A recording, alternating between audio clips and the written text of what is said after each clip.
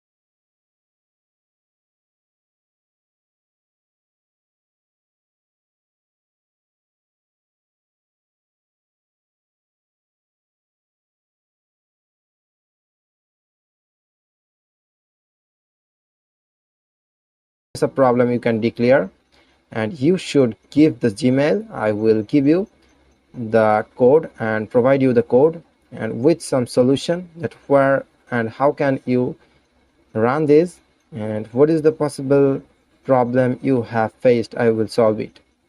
So hope you have come for the first time. So please like, share and subscribe my channel, and hope you will get some more solution about the programming and any kinds of website design. I will give you the solution. Thanks for coming for my channel.